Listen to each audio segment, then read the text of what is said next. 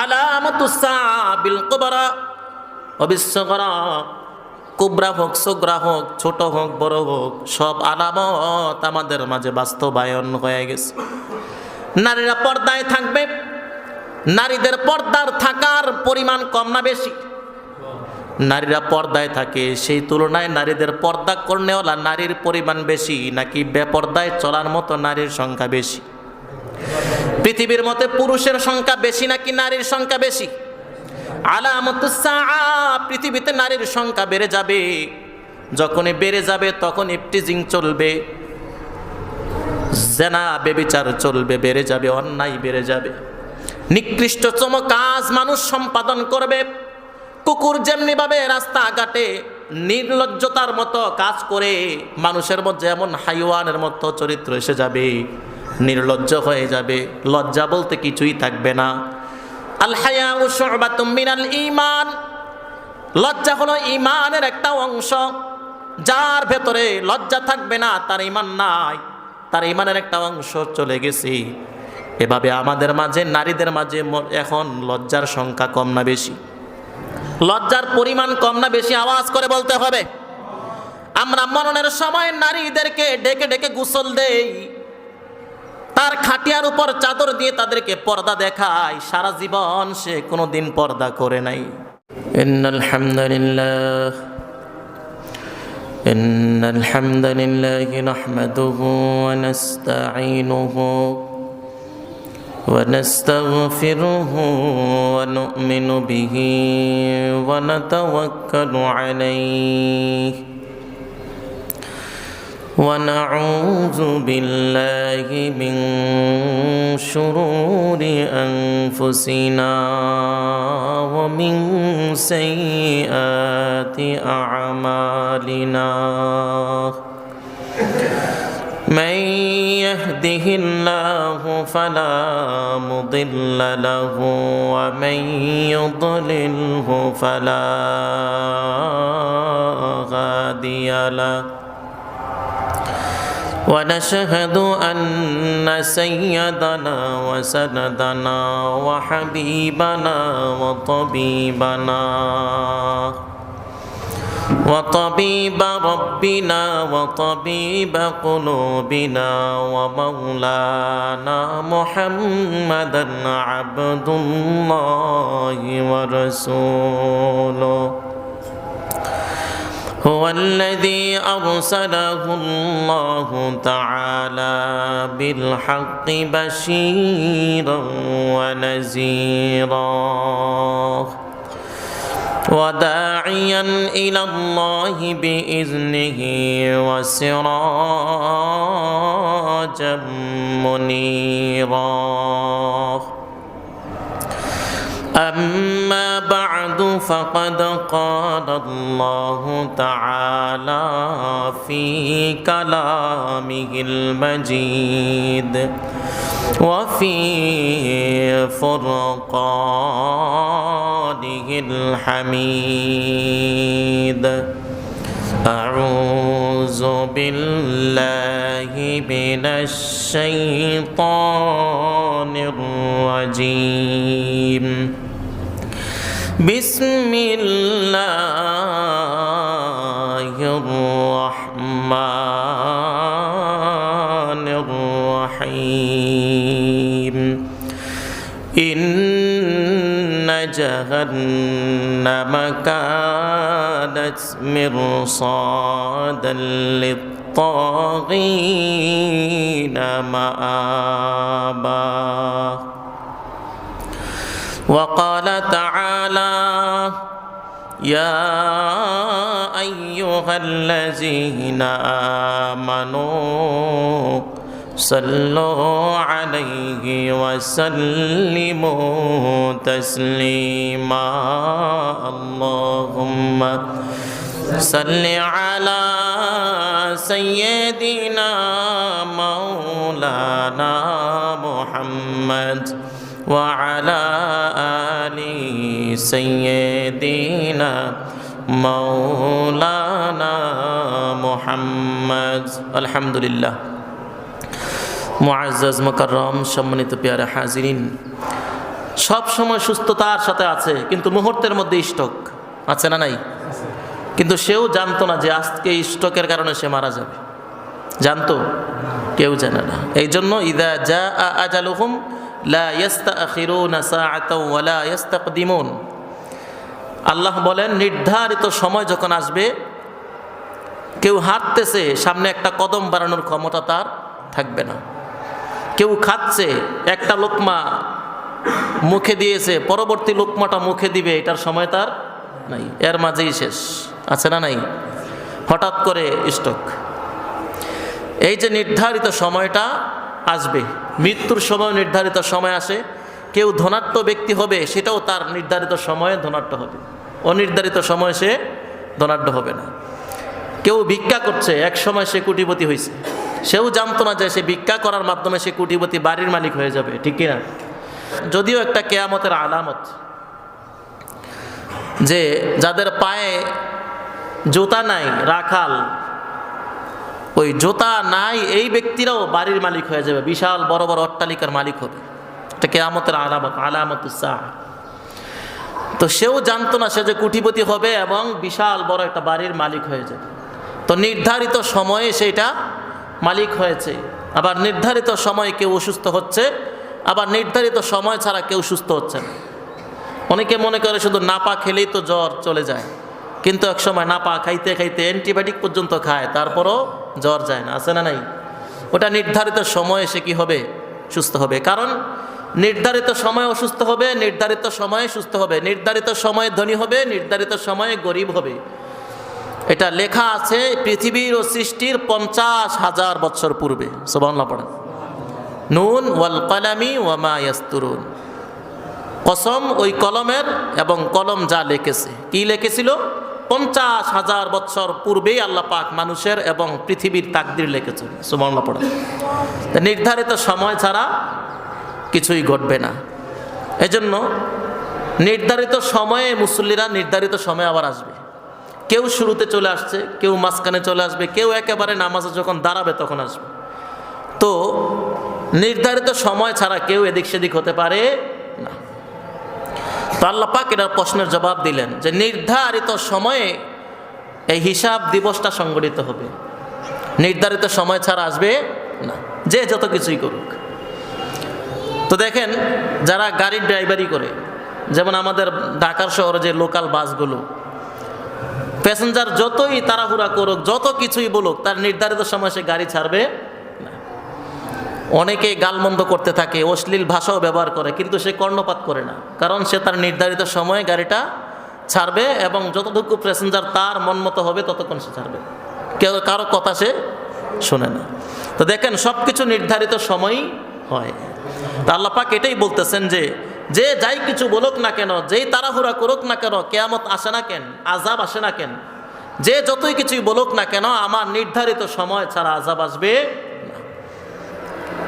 যেমন একটা প্রমাণস্বরূপ 15 থেকে 16 বছর পর্যন্ত সবাই নিরাশ হয়েছে যে এই জুলুমের কখনো পরিসমাপ্তি ঘটবে না। তো অনেকে মনে করেছে 5 বছর চলে গেছে, বাকি 5 বছরের মাঝখানে হয়তোবা এটার জুলুমের নিরসন হবে। কিন্তু 15 বছর চলে গেল, আবার যখন আরও 5 বছরের জন্য নির্ধারিত সময় থেকে আরও 1 বছর অতিক্রান্ত হয়ে গেল, 16 বছর হয়েছে, তখনও সবাই নিরাশ হয়ে গেছে, মনে হয় আরও 5 বছর আমাদের উপরে জুলুম চলবে। কিন্তু আল্লাহ পাক রব্বুল আলামিন মানুষের ধারণার বাহিরেই কি করলেন? এটার পরিসমাপ্ত ঘটিয়ে দিলেন। তো নির্ধারিত সময় ছাড়া কোনো কিছু ঘটবে না। এজন্য আল্লাহ পাক বলেন, যে যত কিছুই বলুক না কেন, অনেকেই দোয়া করে এটা মরে না কেন, তো যে যত কিছু বলুক না কেন, এটা মরার দোয়া করলেও সে মরবে না, কারণ তার হায়াত বাকি আছে। ইযা জাআ আজালুহুম লা ইস্তাখিরুনা সাআ ওয়া লা ইস্তাকদিমুন। কারণ মৃত্যু তার আসে নাই, তার জন্য যদি 1000 মানুষও সেজদায় পড়ো, কান্নাকাটি করে, তার মরণ আসবে, কারণ নির্ধারিত সময়ই আসবে। রব্বুল আলামিন বলেন, ইয়াউমান ফাসলি কানা মিকাতা। নির্ধারিত সময় ছাড়া কোনো দিন আমার কিয়ামত সংগঠিত হবে না, হিসাব দিবস সংগঠিত হবে না। যে যা কিছু বলুক না কেন, আমি আল্লাহ আমার নিয়ম অনুপাতেই সব কিছু পরিচালিত হয়, ঠিক কিনা? যে আল্লাহ যেটা চান সেটাই হবে। আল্লাহর চাহিদা অনুপাতে বান্দা চলবে, বান্দার চাহিদায় আল্লাহ চলে না। এজন্য আল্লাহ বলেন ইয়াউমাল ফাসলি কানা মিকাতা, নির্ধারিত সময় যখন আসবে বান্দারে পেরেশানি হওয়ার কোনো কারণ নাই। ও আমার হাবিব, তারা যদি কিয়ামত চায়, শাস্তি চায়, তারা চাইলে তো আসবে না। আমি তাদের মাঝে শাস্তি প্রদান করার মতো সময় তাদের থাকতে হবে। যদি তাদের উপর গজব না আসার লিখিত সেই 500 বছর আগে তাকদীরের মাঝে না থাকে, কখনো তাদের উপর শাস্তি আরোপিত হবে না, তাদের কাছে শাস্তি আসবে না। হাবিব, তারা চায় কেন তাড়াতাড়ি কিয়ামত আসে না? তারা চাইলে তো কিয়ামত সংগঠিত হবে না। হাবিব, ইয়াউমাল ফাসলি কানা মিকাতা, নির্ধারিত সময় যখন চলে আসবে কেউ না চাইলেও কিয়ামত সংগঠিত হবে, ঠিক কিনা? পৃথিবীর সবাইও যদি চায় কিয়ামত আসুক, আমার সময় মতো আমি কিয়ামত দিব, তাদের চাহিদা অনুপাতে কিয়ামত দেব না। আর একটা সময় এমন আসবে জুলুম শুরু হয়ে যাবে, কেউ মরতে চাবে না, কেউ চাইবে না কিয়ামত আসুক, কিয়ামত আসুক। পৃথিবীর সবাই যখন চাইতে থাকবে কিয়ামত না আসুক, তখন আমি আল্লাহ পাক কিয়ামত দেব। জুলুম অত্যাচার যখন চলবে, আমি আল্লাহকে যখন ভুলে যাবে, কোরআন অনুপাতে যখন আইন চলবে না, কোরআনকে যখন অবজ্ঞা করবে, কোরআনকে যখন তারা প্রতিপন্ন করবে, কোরআনের মূল্য জমিনে থাকবে না। আলেম ওলামাদের মূল্য যখন, নবীর ওয়ারিসদের মূল্য থাকবে না। দুনিয়ার জমিনে যখন কোরআনের মূল্য থাকে না, ইসলামের মূল্য থাকবে না, নবীর ওয়ারিসদের মূল্য থাকবে না, আল্লাহ বলেন আমি আল্লাহ জমিনটাকে সংকীর্ণ করে কিয়ামতটাকে কাছে নিয়ে আসব, ঠিক কিনা? যে কিয়ামত নির্ধারিত সময় আবার কি হবে, এসে যাবে। এই জন্য কিয়ামত বেশি দূরে নয়। আলামাতুস সাআ বিল কুবরা ওয়া বিস সাগরা, কুবরা হোক, সুগরা হোক, ছোট হোক, বড় হোক, সব আলামত আমাদের মাঝে বাস্তবায়ন হয়ে গেছে। নারীরা পর্দায় থাকবে, নারীদের পর্দার থাকার পরিমাণ কম না বেশি? নারীরা পর্দায় থাকে, সেই তুলনায় নারীদের পর্দা করনেওয়ালা নারীর পরিমাণ বেশি, নাকি বেপর্দায় চলার মতো নারীর সংখ্যা বেশি? পৃথিবীর মতে পুরুষের সংখ্যা বেশি নাকি নারীর সংখ্যা বেশি? আলামাতুস সাআ, পৃথিবীতে নারীর সংখ্যা বেড়ে যাবে। যখনই বেড়ে যাবে তখন ইফটিজিং চলবে, জেনা বেবিচার চলবে, বেড়ে যাবে, অন্যায় বেড়ে যাবে, নিকৃষ্টতম কাজ মানুষ সম্পাদন করবে। কুকুর যেমনিভাবে রাস্তাঘাটে নির্লজ্জতার মতো কাজ করে, মানুষের মধ্যে এমন হাইওয়ানের মতো চরিত্র এসে যাবে, নির্লজ্জ হয়ে যাবে, লজ্জা বলতে কিছুই থাকবে না। আল হায়াউ শু'বাতুম মিনাল ঈমান, লজ্জা হলো ঈমানের একটা অংশ। যার ভেতরে লজ্জা থাকবে না তার ঈমান নাই, তার ঈমানের একটা অংশ চলে গেছে। এভাবে আমাদের মাঝে, নারীদের মাঝে এখন লজ্জার সংখ্যা কম না বেশি? লজ্জার পরিমাণ কম না বেশি? আওয়াজ করে বলতে হবে।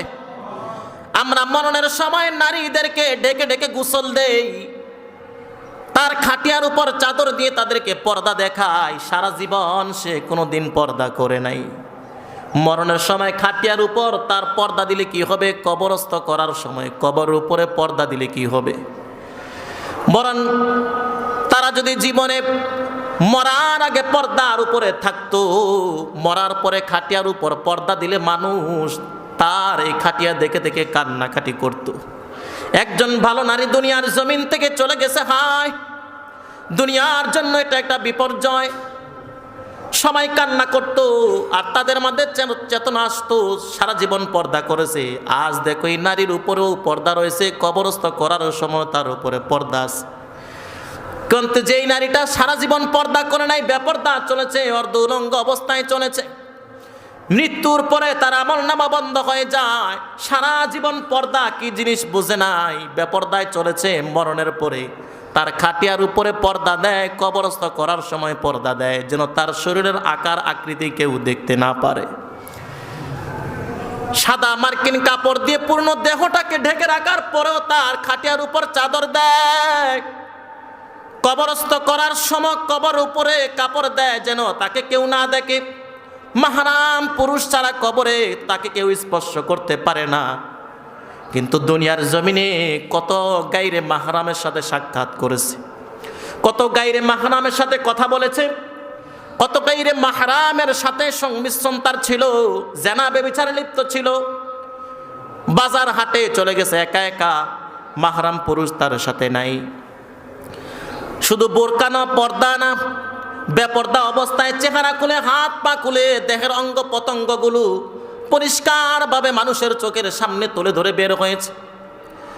তাদের হায়াও ছিল না, লজ্জা ছিল না। ওই ব্যক্তিটাকে কবরস্থ করার সময় পর্দা দিলেই বা কি লাভ? তার দেহ অঙ্গ প্রত্যঙ্গ যেন তার খাটিয়ায় না দেখে, কবরে রাখার সময় যেন কোনো পুরুষ না দেখে, এই জন্য পর্দা দেওয়া হয়। কিন্তু এই ব্যক্তিটা যতদিন দুনিয়ার জমিনে বেঁচেছে, বেপরদায় পূর্ণ দেহটা নিজে ইচ্ছা করে দেখিয়ে গিয়েছে, ঠিক কি না? তো এই যে আমাদের হালত, কিয়ামতের এটা আলামত। বেপরদা পরিমাণ বেড়ে যাবে, নারীর পরিমাণ বাড়বে। যখন নারীর পরিমাণ বাড়বে তখন কিয়ামত নিকটবর্তী হয়ে যাবে। এই জন্য আল্লাহ পাক রব্বুল আলামিন এক একটা পুরুষকে 4টা বিবাহ করার অধিকার দিলেন। কারণ এই যে একটা সময় একজন পুরুষের অধীনে 3টা নারী পড়ে গিয়েছে। এখন বলেন, একজন পুরুষ যদি শুধুমাত্র একজন নারী নিয়ে থাকে, বাকি 2 ভাগ নারী কি করবে? এদের তো একটা চাহিদা আছে, তাই কিনা? ঠিক কিনা? আছে না নাই? তো এরা কি করবে? এরা তখন ইসলাম মানবে না, বেপরদায় চলবে। তারা জেনা ব্যভিচারে লিপ্ত হবে। তাদের চাহিদা পূরণ করার জন্য কোথায় যাওয়া যায় ঠিকানা খুঁজবে।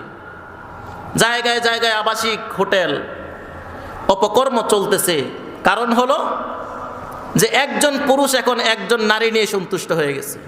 একজন নারী তার স্বামীকে আর দ্বিতীয় বিবাহ করতে দেয় না, আছে না নাই? তো এই যে একটা অবস্থা, আল্লাহ পাক আগের থেকেই জানেন যে নারীর সংখ্যা বাড়বে। আর যদি পুরুষরাই নারীদেরকে নিয়ন্ত্রণ করার জন্য অগ্রসর না হয়, তখন এই নারীরা অপকর্ম আর গুনাহের মধ্যে লিপ্ত হয়ে কিয়ামতটাকে নিকটবর্তী নিয়ে আসবে, ঠিক কিনা? তো এই যে একটা আলামত, এটা তো আমাদের মুসলিম রাষ্ট্রে কমপক্ষে একটু নিয়ন্ত্রণ পুরুষরা আছে। কিন্তু পাশ্চাত্যে যেয়ে দেখেন, বিবাহ কি জিনিস বোঝে না। বিবাহ জিনিস নাই। কুকুর বিবাহ করে, বিড়াল, হাঁস মুরগি, কোনো পশু পাখি যেমনিভাবে বিবাহ করে না। দেখা যায় একটা কুকুর সে নিজেই বাচ্চা ফুটেছে, এক সময় ওই কুকুরের ছানাটা বড় হয়েছে, তখন সেও চিনে না যে এটা তার নিজের বাচ্চা। এক সময় তার সাথে অপকর্ম করে, ঠিক কিনা? যেমনিভাবে কুকুরগুলো করে, ঠিক তেমনিভাবে পাশ্চাত্যে আজকে নারী আর পুরুষদের হালত এমন হয়েছে, রাস্তায় বসে থাকে, বিভিন্ন জায়গায় বসে থাকে, এক একজনকে চয়েস করে, নির্বাচন করে করে নিজেদের মন চাই মতো যা ইচ্ছা তাই করছে, ঠিক কিনা? যে এই যে হাইওয়ানিত্ব, এই যে পশুত্ব মানুষের মধ্যে আসছে, ইসলাম মানুষের মাঝে সঠিকভাবে না পৌঁছার কারণে।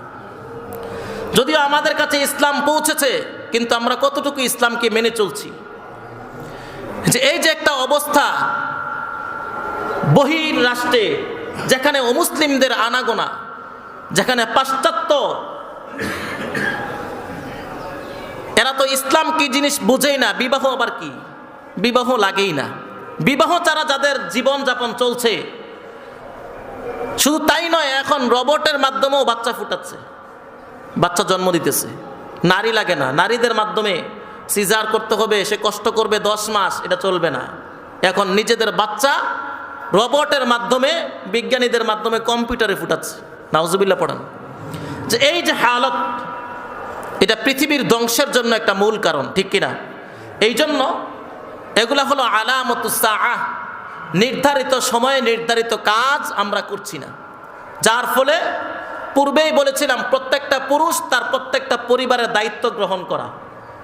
যদি দায়িত্ব গ্রহণ করে যে আমি একজন বাবা, আমার কন্যা যেন কখনো বেপরদায় ঘর থেকে বের না হতে পারে, কখনো যেন আমার কন্যাটা একজন মাহরাম পুরুষ, ভাই, বাবা, আপন মাহরাম পুরুষ ছাড়া যেন ঘর থেকে না বের হয়। এটা কয়জনে খেয়াল রাখে?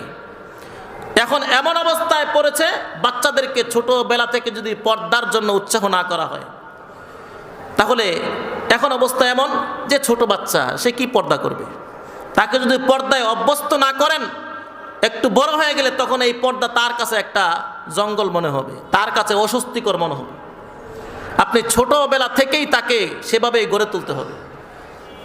একটা কাদা মাটি আপনি এটাকে যা ইচ্ছা তাই বানাতে পারবেন, যখন এই মাটিটা শক্ত হয়ে যায় আপনি হাজারো চেষ্টা করলে কিছু বানাতে পারবেন? হাজারো চেষ্টা করলে নিঃসন্দেহে এটাকে আবার কি করতে হবে? কাদা মাটি বানায় এটাকে আবার যেভাবে ইচ্ছা সেভাবে ব্যবহার করতে হবে। কাদা মাটি ছাড়া কখনো যেমনিভাবে মাটি দ্বারা কোনো কিছু তৈরি করা যায় না, আমরা আমাদের বাচ্চাদেরকে যদি বড় করে পর্দার জন্য চেষ্টা করি এটা কখনো সম্ভব হবে না। আপনার সন্তান আপনার চাপে ঘর থেকে বোরকা পরে বের হবে, গাড়িতে উঠে বোরকা আরেক জায়গায়, হে আরেক জায়গায়, আছে না নাই? প্রতিষ্ঠানে যেখানে যাওয়ার মাকসাদ বোরকা আরেক জায়গায়, সে আরেক জায়গায়। আপনি দেখছেন বাচ্চা তো পর্দা নিয়ে বের হয়েছে, আবার পর্দা পরে বের হয়েছে, তার স্বস্থানে গিয়েছে, তার পর্দা কোন জিনিস সে কিছুই বোঝে না।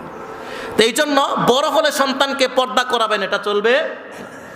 আল্লাহ বলেন কু আনফুসাকুম ওয়া আহলিকুম নার, ও আমার বান্দারা আমি তোমাদেরকে নির্দেশ করছি, যেহেতু তোমরা দায়িত্বশীল, তোমরা নিজেই জাহান্নামের আগুন থেকে বাঁচো, তুমি তোমার সন্তান পরিবার আহালকেও জাহান্নামের আগুন থেকে বাঁচাও।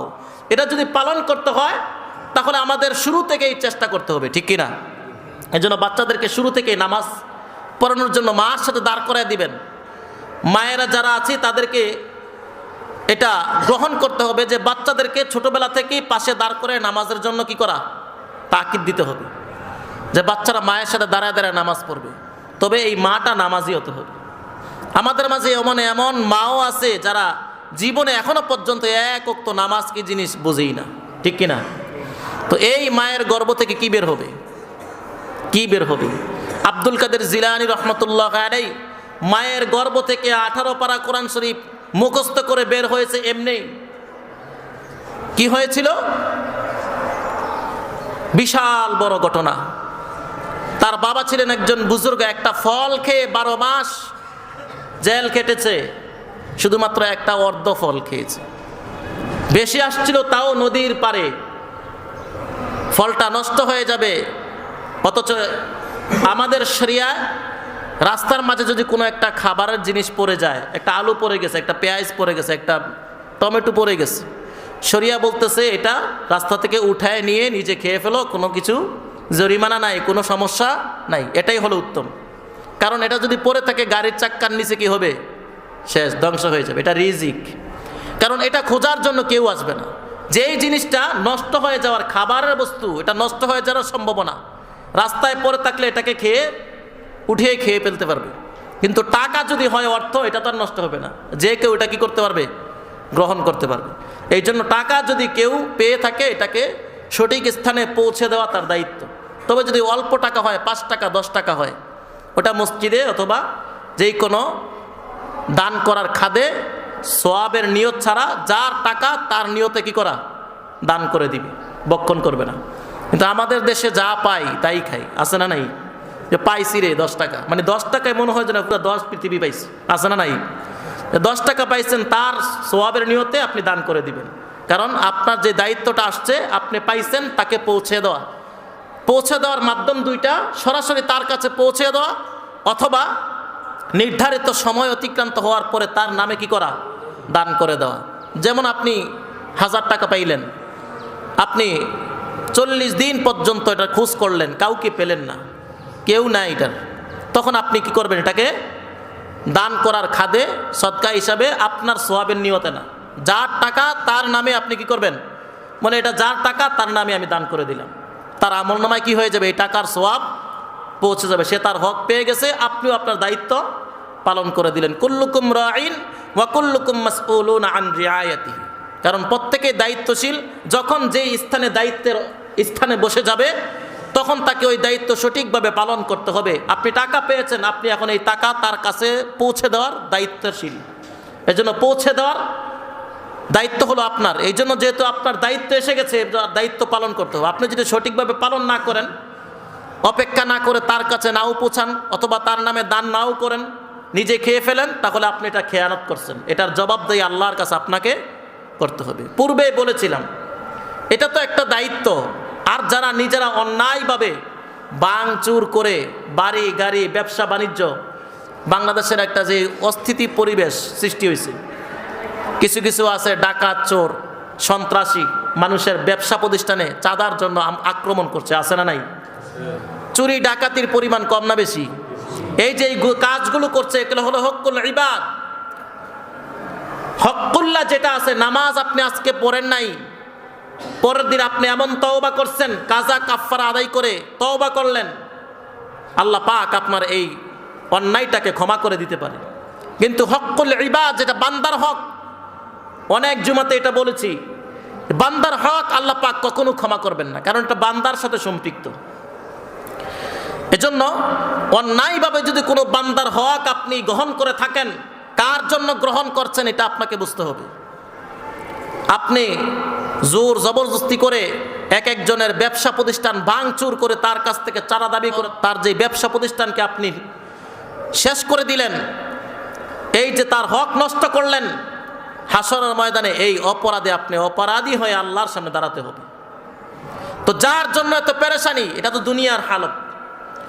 এক সময় তো এমন হয় যারা কোটি টাকা অর্জন করে অন্যায়ভাবে হারামভাবে, আপনি মনে করেন যে আপনি হারামভাবে অন্যায় করে আপনি কোটি টাকার মালিক হয়ে আপনি অনেক কিছু হয়ে গিয়েছেন, কিন্তু এর প্রতিদান ভালো হবে।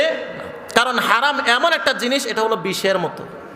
একটা মানুষের ভিতরে যদি বিষ প্রবেশ করে মানুষটা বাঁচে, যদি চিকিৎসা না করা হয়, এই লোকটাকে বাঁচাতে হলে তার ভেতর থেকে বিষ বের করতে হবে, তাকে ওষুধ প্রয়োগ করতে হবে, তাকে এই বিষ মুক্ত করলে সে সুস্থ হওয়ার সম্ভাবনা আছে, তবে নির্ধারিত সময়ের মাঝে। মরে গেলে বিষ বের করলে জীবিত হয়ে যাবে, তাই না? এই জন্য যারা হারাম খাইতেছে, এই হারাম যেদিকেই যাইবে সেদিকেই কি করবে, একেবারে আগুনের মতো পুরো ছাই করে দেবে। তবে এটা যদি নির্ধারিত সময় তার বাঁচতে পারে, তাহলে তার জন্য এটা প্রতিষেধক হিসাবে আসবে। আর যদি সে সারা জীবন এটা করেই যায়, তার জীবনে আর কখনো তওবাও মিলবে না। মরণের সময় যদি তওবা করার চেষ্টাও করে, তওবা আসবে না। আর ওই সময় তওবা করতে পারলেও তওবা কবুল হবে না। হালাতুল গরগরা, মৃত্যুর মুখে যখন পড়ে যায় আর মনে করে যে সারা জীবন অন্যায় অপরাধ করেছি, হারাম খেয়েছি, এখন তো মরে যাচ্ছি, আর তো উপায় নাই, দুনিয়াতে থাকার সুযোগ নাই, এখন একটু তওবা করে বেঁচে যাই, সুযোগ নাই। আল্লাহ বলেন হালাতুল গরগরা, এই যে মৃত্যুর সময়টা, এই সময় যদি কেউ তওবা করে, তার তওবা আমি আল্লাহর কাছে গ্রহণযোগ্য হবে। এই জন্য তো ফেরাউন যখন নীল নদের মাঝে পড়ে গেল, আল্লাহ পাক রব্বুল আলামিন তার দিকে তাকিয়ে রয়েছেন তওবা করে কিনা। যখন বিপদের মুখে তখন তওবা করে না, যখন মরে যাওয়ার মুখোমুখি হয়ে গেল তখন তওবা করতে আরম্ভ করলো। আল্লাহ রব্বুল আলামিন ফেরেশতাকে অনুমতি দিয়ে দিলেন, নির্দেশ দিয়ে দিলেন, ও জিব্রাইল যাও যাও, ফেরাউন যদি আমার কাছে আর একবার তওবা করে, আমি এই ফেরাউনের তওবা শুনতে চাই না, ফেরাউনের তওবা আমি আল্লাহ এখন আর গ্রহণ করব না, জানো।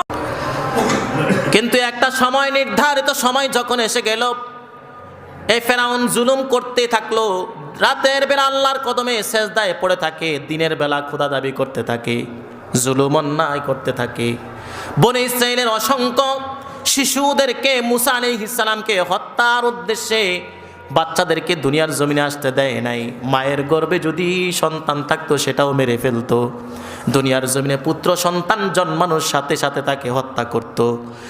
আল্লাহ পাক রব্বুল আলামিন তার এই শাস্তি দুনিয়ার জমিনে দেবেন।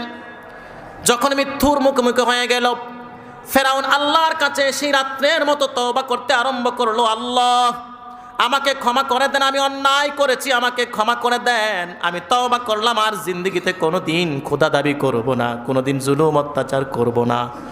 আল্লাহ পাক রব্বুল আলামিন সাথে সাথে জিব্রাইল আমিনকে জমিনে পাঠিয়ে দিলেন, যাও জিব্রাইল এই ফেরাউনের মুখটাকে নীল নদের কাদা মাটি দিয়ে পূর্ণ করে দাও, কাদা মাটি দিয়ে পূর্ণ করে দাও, যেন আমাকে আর একবার রব বলে না ডাক দিতে পারে। এই জন্য হালাতুল গরগরা, মৃত্যুর সময় কেউ তওবা করলে তওবা কবুল হবে না। এই জন্য মুসলমান মরণ কখন কার এসে যায় কেউ জানে না। আজ আমরা মসজিদে জীবিত অবস্থায় রয়েছি, আগামীকাল এই মসজিদে আসতেও নাও পারি, বাড়ির যাওয়ার ক্ষমতা আমাদের নাও থাকতে পারে। আজ থেকে তওবা করেন, জীবনে কোনো দিন অন্যায় করব না, অপরাধ করব না। এজন্য যারা এই জুলুম অত্যাচার করছে, বলছিলাম হক্কুল্লাহ যেটা আছে আল্লাহর সাথে সম্পৃক্ত, হক্কুল্লাহ হলো আল্লাহর ইবাদত। ইবাদত করেন নাই আজকে, পরের দিন আপনি বেশি করলেন, নফল করলেন, 5 ওয়াক্ত নামাজের 1 ওয়াক্ত ছেড়ে দিলেন, এটার জন্য তওবা করলেন, কাজা করলেন, ক্ষমা করবে কে? আল্লাহ। আল্লাহ বলেন কেউ যদি বান্দার হক নাক নষ্ট করে, কারো সম্পদ জোর করে নিয়ে যায়, জোর জবরদস্তি করে মানুষের হক নষ্ট করে, 5 টাকাও যদি 1 টাকা 1 পয়সাও যদি কারো অন্যায়ভাবে কারো কাছ থেকে চুরি করে অথবা তার থেকে জোর করে নিয়ে খেয়ে ফেলে, এই হকের জন্য তাকে হাসরের ময়দানে ওই ব্যক্তির মুখোমুখি হতে হবে। একটা ব্যক্তি জান্নাতি হয়ে গেল, এক সময় চুরি করেছে, দাড়ি করেছে, তওবা করেছে, আর কোনো দিন হক নষ্ট করে নাই। কিন্তু একজন ব্যক্তির হক নষ্ট করেছে, জান্নাতি হয়ে গেছে, আল্লাহর বিচারে সে জান্নাতি, কারণ হকুল ইবাদ যেটা বান্দার সাথে সম্পৃক্ত, আল্লাহর সাথে সম্পৃক্ত বিষয়ে সে জান্নাতি হয়ে গেল। হাসরের ময়দানে বিচার দিবসে তার বিচার হলো, দেখলো তার আমল নামায় এত পরিমাণ নেক অনুপাতে সে জান্নাতি হয়ে গেল। আল্লাহ বলবেন যাও, ইজহাব ইলাল জান্নাত, চলে যাও তুমি জান্নাতের দিকে, জান্নাতে প্রবেশ করো, দুখুলুল জান্নাহ, জান্নাতে প্রবেশ করো। বান্দাটা জান্নাতের দিকে দৌড়াতে আরম্ভ করবে, জান্নাতে চলে যাওয়ার জন্য চেষ্টা করবে। হঠাৎ করে একজন ব্যক্তি তার সামনে এসে দাঁড়িয়ে যাবে, কই যাও? আব্দুর রহমান, দুনিয়ার জমিনে তোমার কাছ থেকে আমি 1 লক্ষ টাকা পাইতাম, 1 লক্ষ টাকা পাইতাম, আমার 1 লক্ষ টাকা দিয়ে জান্নাতে যাইবা, কোথায় যাও? ভুলে গিয়েছো নাকি আমি আব্দুল করিম? আমার কাছ থেকে জোর করে 1 লক্ষ টাকা তুমি নিয়ে গিয়েছো। আমার শক্তি ছিল না, ক্ষমতা ছিল না তোমার কাছ থেকে 1 লক্ষ টাকা আমি আদায় করার। আজ নয় কাল, আজকে দেব, কালকে দেব, দেম দিচ্ছি বলছো, কিন্তু তুমি মৃত্যুর আগ পর্যন্ত আমার টাকা দাও নাই। আজকে কোথায় যাও? আমার 1 লক্ষ টাকা শোধ করে যেখানে ইচ্ছা সেখানেই যাও। আল্লাহ আরশে আজিম থেকে তাকে এই দৃশ্য দেখেন কি দেখেন না? আওয়াজ করে বলতে হবে, এই দৃশ্য আল্লাহর চোখে আছে না নাই? আল্লাহ বলেন আমি এই দৃশ্য দেখব। বান্দাটা তার সামনে এসে দাঁড়ায় যাবে, বলবে হক দিয়ে যাও। বান্দা বলবে, ও আব্দুল করিম, তোমার কাছ থেকে আমি 1 লক্ষ টাকা নিয়েছি। কারণ কতাদা বলেন একটা মানুষ হাসরের ময়দানে এমন শিক্ষিত হয়ে দাঁড়াবে, তারা চাঁদের দেশের মানুষ হয়ে যাবে। দুনিয়ার জমিনে শুরু থেকে, জন্মের পর থেকে মৃত্যু পর্যন্ত কোন জায়গায় কি কাজ করেছে, কি অন্যায় করেছে, সব কিছু প্রজেক্টরের মতো, এলইডির মতো তার সামনে আয়নার মতো বেশি উঠবে। আর দেখবে কোন সময় তার কাছ থেকে 1 লক্ষ টাকা কিভাবে গ্রহণ করেছে, তার সামনে সেই দৃশ্য বেশি উঠবে, মনে হয়ে যাবে। অস্বীকার করার কোনো পথ নাই। আর বলবে আব্দুল করিম আমাকে ক্ষমা করে দাও, হাসরের ময়দানে টাকা নাই, 1 লক্ষ টাকা তোমাকে কোথা থেকে দেব, আমাকে ক্ষমা করে দাও। আব্দুল করিম বলবে বিপদের দিনে 1 লক্ষ টাকা আমার 1 কোটি টাকার চাইতেও বেশি দেওয়া যাবে না, আমার 1 লক্ষ টাকা দিয়ে যাও। দুনিয়ার জমিনে আমি অনেক চেষ্টা করেছি, দাও নাই, অনেকবার বলেছি দাও নাই, আজকে কেন আমি দেব? আমার টাকা দিয়ে সামনে বাড়াবা, সামনে বাড়ানোর কোনো ক্ষমতা নাই, আমার টাকা দিয়েই তুমি সামনে যেতে হবে। আল্লাহ পাক রব্বুল আলামিন বলবেন, ও আমার বান্দা কি হয়েছে বলো? আব্দুল করিম ডেকে বলবে, আল্লাহ দুনিয়ার জমিনে 1 লক্ষ টাকা আমার সে নিয়েছে, দুনিয়ার জমিনে শোধ করে নাই, 1 লক্ষ টাকা না দিয়ে জান্নাতে চলে যাচ্ছে আব্দুর রহিম। আল্লাহ বলবেন, আব্দুর রহিম তাকে 1 লক্ষ টাকা দিয়ে দাও। ঋণ পরিশোধ না করে যাওয়া যাবে? আমি একেবারে পবিত্র গুনাহীন ব্যক্তিকে জান্নাতে দিব, জান্নাতে কোনো অন্যায়কারীকে ঢুকানো হবে না। তোমার আমল নামায় 1 লক্ষ টাকার অন্যায় রয়েছে, এই অন্যায় তুমি এখান থেকে তোমার আমল নামা থেকে মুছেই তুমি জান্নাতে প্রবেশ করতে হবে। বলেন একটা ব্যক্তির হাতে যদি একটা বন্দুক থাকে, তাকে বিমানে ওঠার জন্য নির্দেশ দেওয়া হবে, দিবে? একটা ব্যক্তির হাতে একটা গুলি আছে, সব চেক করা হলো, পূর্ণ বডি চেক করার পরে দেখলো তার হাতে একটা গুলি আছে, একটা গান আছে। বলেন বিমানের কর্মচারীরা তাকে বিমানে উঠতে দিবে? হাজারো চেষ্টা করলে দেবে? দেবে না। সাধারণ একটা গান নিয়ে যদি বিমানে উঠা যায় না যায়, কারণ হলো কোনো অস্ত্র শস্ত্র একটা নীল কাটার নিয়েও বিমানে উঠা যায় না, ঠিক কি না? সাধারণ একটা ছোট্ট একটা নীল কাটার নিয়ে তো যাওয়া যায় না, এটা দেখে মানুষ হত্যা করবে, করতেও পারে, ঠিক কি না? তো এই যে সাধারণ একটা নীল কাটার নিয়েও সে বিমানে উঠতে পারে না, আল্লাহ বলেন ঠিক জান্নাতে ওঠার জন্য তোমাকে গুনাহ মুক্ত জিন্দেগি নিয়ে ঢুকতে হবে, কোনো অন্যায় নিয়ে ঢোকা যাবে না। আল্লাহ বলবেন আব্দুর রহিম দাও তোমার 1 লক্ষ টাকা তাকে পরিশোধ করে দাও। আব্দুর রহিম কান্না মাখা কণ্ঠে আল্লাহকে ডেকে বলবে, আল্লাহ দুনিয়ার জমিনে টাকার আদান প্রদান ছিল, হাসর ময়দানে কোনো টাকাই তো নাই, কোত্থেকে তাকে 1 লক্ষ টাকা দেব? আব্দুর রহিম বলবে কোনো টাকা নাই, কি করে তার ঋণ পরিশোধ আমি করব? আল্লাহ পাক রব্বুল আলামিন আরশে আজিম থেকে ডেকে বলবে, আব্দুর রহিম যাও আব্দুল করিমকে তুমি 1 লক্ষ টাকার নেক আমল দিয়ে দাও, 1 লক্ষ টাকার নেক আমল দিয়ে দাও।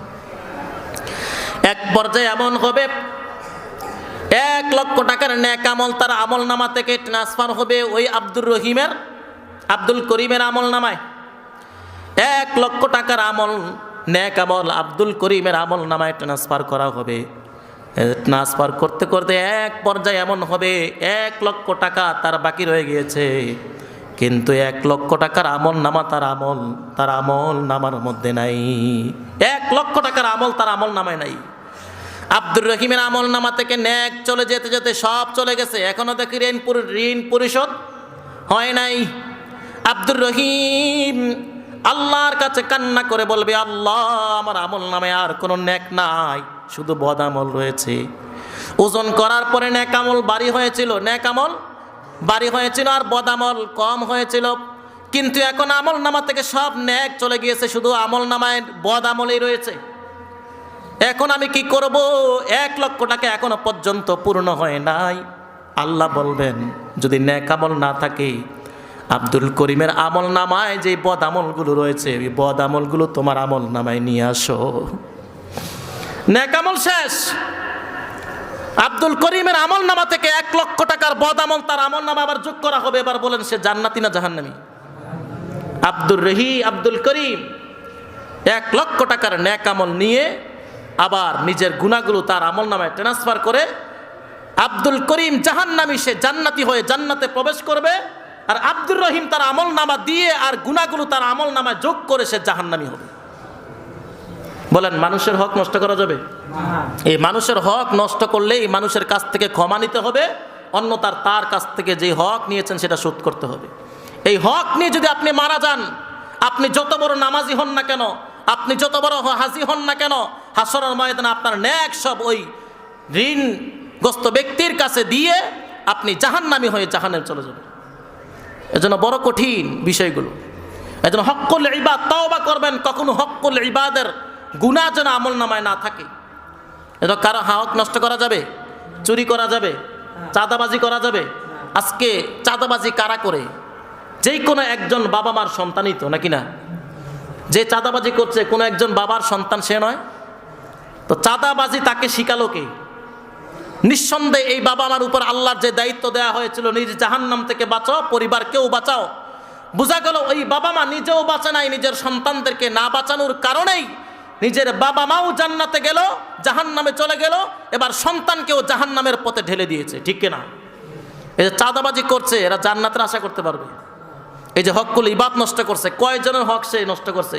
যে চাঁদাবাজি করে আপনি সরকারি কোনো মাল আপনি আত্মসাৎ করছেন, আপনি বুঝতে পারছেন যে আপনি সরকারি মাল থেকে রাস্তার টেন্ডার আসার পরে আপনি 50,000 টাকা সরকারি মাল থেকে আপনি মেরে খেয়ে ফেললেন। আপনি মনে করছেন যে শুধু 50,000 টাকা না মারছি। আপনি জানেন আপনি কয়জনের হক নষ্ট করছেন? বাংলাদেশে যত মানুষ আছে আপনি 20 কোটি মানুষ থেকে আপনি 50,000 টাকা গ্রহণ করেছেন। আপনি কয়জনের কাছ থেকে ক্ষমা নিবেন? সরকারি মাল বড় ভয়ঙ্কর।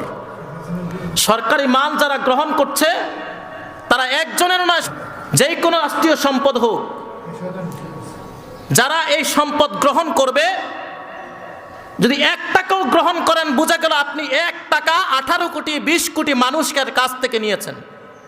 এই 20 কোটি মানুষ যদি আপনাকে ক্ষমা করে তাহলে আপনি ক্ষমা পাবেন। এবার বোঝেন যে যারা এই দেশের অর্থ সম্পদ লুট করেছে, বাহিরে পাচার করেছে, আমরা এখানে যারা আছি কয়জনে ক্ষমা করছেন?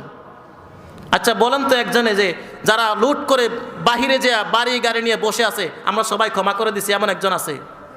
হাত তুলে দেখেন যে আমি ক্ষমা করে দিছি। তাহলে বোঝা গেল এই 20 কোটি মানুষ এখনো পর্যন্ত মৃত্যুর আগে তাদেরকে ক্ষমা করবে না, ঠিক কিনা? যদি ক্ষমা না পায় হাসরের ময়দানে জান্নাতের আশা আছে তাদের? এই জন্য রাষ্ট্রের দায়িত্ব আপনি নেবেন, বড় ভয়ঙ্কর দায়িত্ব। রাষ্ট্রের কাছ থেকে আপনি যা পাবেন তাই গ্রহণ করবেন।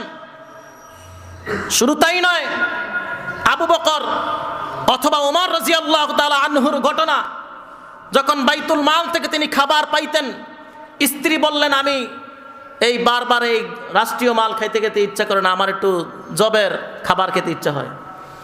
তো এক সময় বললেন যে আমার কাছে এত টাকা নাই যে জব এনে তোমাকে খাওয়াবো। তো স্ত্রী এক সময় দেখা গেল জবের খাবার রান্না করছে, ওমর অথবা আবু বকর দুইজনের একজন, মনে নাই। তো বললেন, কিন্তু এক সময় এসে দেখে ঘরের ভেতরে কি আছে? জবের খাবার। তিনি বললেন কোত্থেকে আসলো? বললেন ঘরের মধ্যে রাষ্ট্রীয় যে খাবারগুলো আসতো ওইখান থেকে আমি এক মুষ্টি করে রেখে দিতাম, এগুলো জমা করে বিক্রি করে আমি এটা কিনেছি। তিনি বললেন তাহলে বোঝা গেল আজকের এই জবের খাবারটা আমার ঘরে হারাম ঢুকেছে। সুবহানাল্লাহ পড়ে। কিভাবে?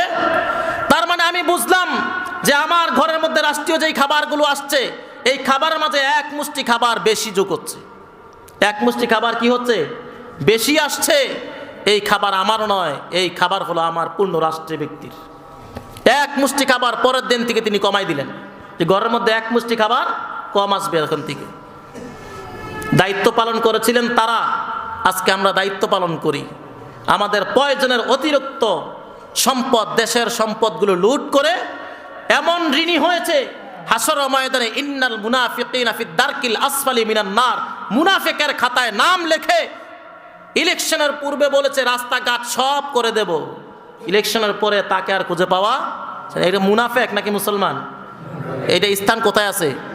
জাহান্নামের সর্বনিকৃষ্ট স্থানে রয়েছে। এই জন্য দেশের সম্পদ যারা লুট করে তারা সবচাইতে নিকৃষ্টতম মুনাফিক, ঠিক কিনা? এই জন্য এদের স্থান জাহান্নামের একেবারে সর্বনিম্ন স্থানে হবে। যত বড় হাজি হোক, যত বড় সে নামাজি হোক, যত বড় এলাকার সমাজসেবক হোক না কেন, যদি হক্কুল ইবাদ তার ভিতরে থেকে যায়, সে তো নিজের জন্য এটা করলো না, বরং হক্কুল ইবাদটা হলো এমন যেটা মানুষের নাপাক পায়খানা পেশাবের মতো। যে একজন ব্যক্তি ঘরের মধ্যে হারাম খাবার নিয়ে প্রবেশ করলো মানে সে হারাম নিজেই খেলো না, পরিবারকে খাওয়ালো, পোশাক তার স্ত্রীকে পরালো, তার সন্তানকে পরালো, ভালো ভালো খাবার তার পরিবারের প্রত্যেকটা সদস্যকে খাওয়ালো, মানে হলো সে ঘরের মধ্যে পেশাব অথবা পায়খানা নিয়ে তার ঘরের প্রত্যেকটা আসবাবপত্রে, তার দেহে, তার পবিত্র প্রত্যেকটা সন্তানের গায়ের মধ্যে পেশাব পায়খানা মেখে দিল, ঠিক কিনা? সে নিজেও পেশাব পায়খানায় পা দিল, ঘরের মধ্যে প্রত্যেকটা স্থানে সে কি করলো? পেশাব পায়খানা লাগাই দিল। এবার বলছেন ঘরের মধ্যে দুর্গন্ধ আছে না সুঘ্রাণ আছে? এই ঘরের মধ্যে রহমতের ফেরেশতা প্রবেশ করবে না। আমরা এটার দুর্গন্ধ, এই যে হারামের যে একটা দুর্গন্ধ, এটা আমরা পাই না, কিন্তু ফেরেশতারা পায়। এজন্য হারাম যারা গ্রহণ করে এই দুর্গন্ধযুক্ত ব্যক্তির ঘরে রহমতের ফেরেশতা প্রবেশ করে। এই জন্য ঘরের মধ্যে অসংখ্য মারামারি, ঘরের মধ্যে অশান্তি, স্বামী স্ত্রীর মধ্যে মিল নাই, সন্তান বাবাকে থাপ্পড় মারে, বাবা সন্তানকে মারতেছে, আছে না নাই? সন্তান বাবারে তুই করা বলে, বাবাও সন্তানকে তুই করা বলে, স্ত্রী স্বামীকে তুই করা বলে, স্বামীও স্ত্রীকে তুই করা বলে, আছে না নাই? এই যে গজব, এই যে আযাব, এগুলো শুধুমাত্র হারামের প্রতিফল এবং প্রভাব, ঠিক কিনা? এই জন্য আমাদেরকে শুদ্ধ হতে হবে, গুনাহ মুক্ত জিন্দেগি আমাদেরকে গড়তে হবে। বিশেষ করে হক্কুল ইবাদ থেকে আমাদের জীবন রক্ষা করতে হবে। হক্কুল ইবাদ, আজ থেকে তওবা করব যে কোনো দিন আমরা হক্কুল ইবাদের কাছেও যাব না। আল্লাহ বললেন ওয়ালা তাকরাবা হাদিহি শাজারা, যদি এর নিকটবর্তী হও, এই গন্ধম ফল তো তুমি খাবে দূরের কথা, এর নিকটবর্তীও হবে না, এই গাছের নিকটেও যেও না। ফল খাইলে কি হবে? নিকটে যাওয়ার নিষেধ করেছেন। নিকটে গেলে কি হবে? ফাতাকুনা মিনাজ জালিমিন, আপনি জালেমদের অন্তর্ভুক্ত হবেন। দেখেন, নিকটে গেলে জালেমদের অন্তর্ভুক্ত হয়, আর খেয়ে ফেললে কি হয়?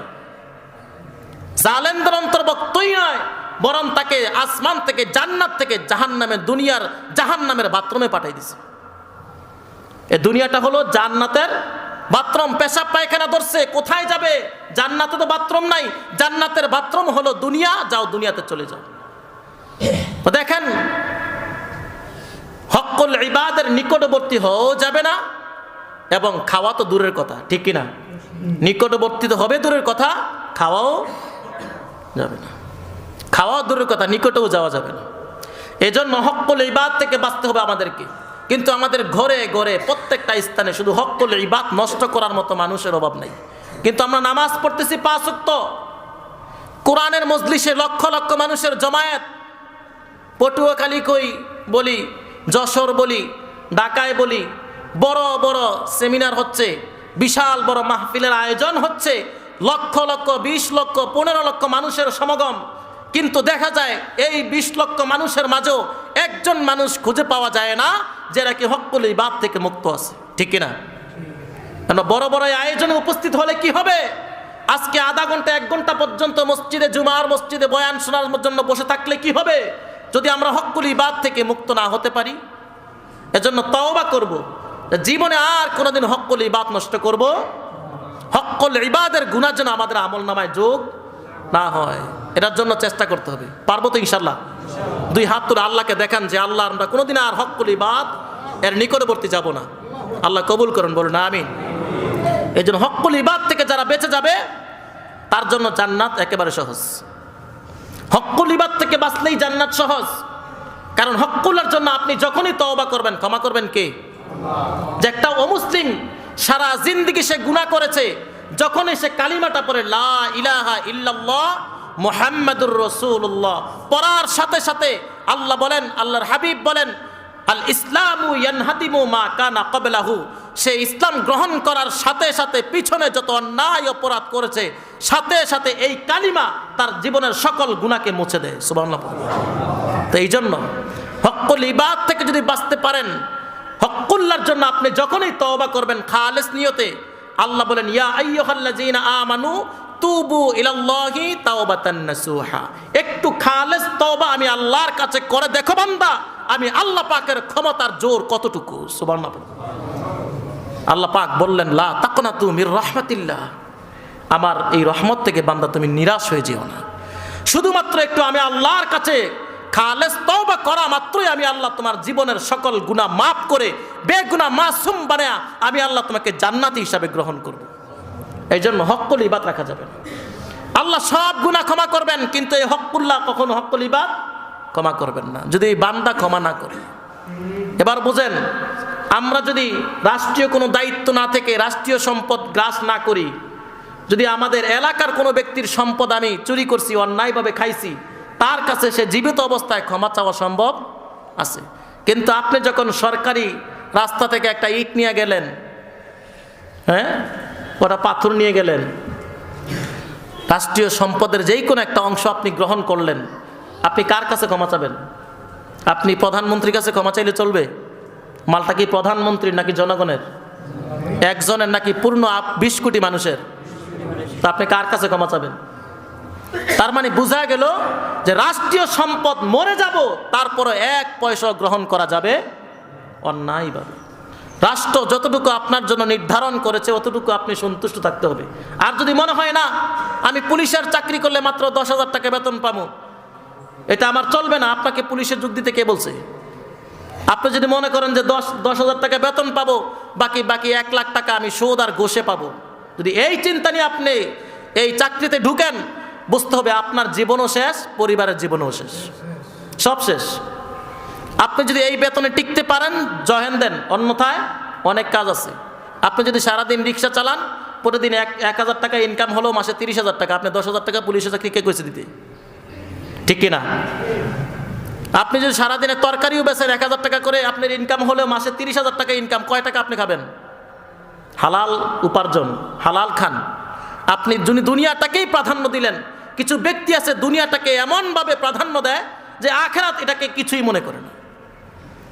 আখিরাতের দিবসটাকে, আখিরাতের দিনকে বিন্দু পরিমাণ মূল্যায়ন করে না, শুধু দুনিয়াকেই মূল্যায়ন করে। আল্লাহ বলেন বান্দা তুমি চাইছো যে দুনিয়ার সম্পদ, দুনিয়ার বালাখানা, দুনিয়ার সফলতা, বান্দা তুমি তো এই দুনিয়ার কিছু অংশ চেয়েছ, পূর্ণ পৃথিবীটাও যদি তোমাকে আমি দিয়ে দেই তারপরও তুমি কিছুই পাও নাই।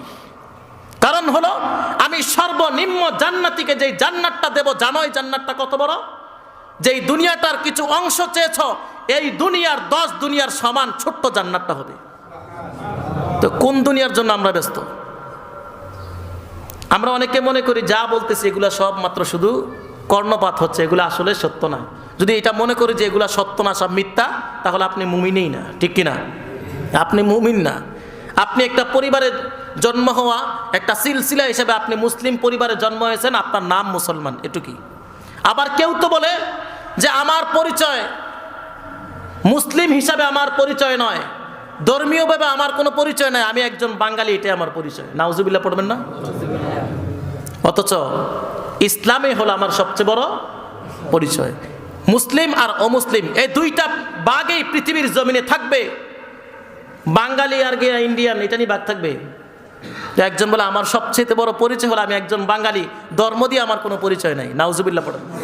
অথচ মানুষের দুইটা ভাগ হয়, হয় সে মুসলিম, অন্যথায় সে অমুসলিম, দুইটা ভাগ হবে। বিশাল বড় একটা ভাগকে সে উপেক্ষা করে বলতেছে আমি একজন বাঙালি, এটাই আমার পরিচয়। এবার বুঝেন তার অবস্থা কোথায়। অথচ আমরা তাদেরকে তো নেতাও মানতেছি, ঠিক কিনা? যারা এই বড় বড় বক্তব্য দেয়, এটা কি ইসলাম সঙ্গত কথা কিনা, কোনটা কুফুরির দিকে যায়, কোনটা ন্যায়সঙ্গত হয়, এটা যারা বুঝে না, এরা রাষ্ট্রীয় বিষয়ে দায়িত্বশীল হওয়ার পরে জনগণের হক কি করে বুঝবে, ঠিক কিনা?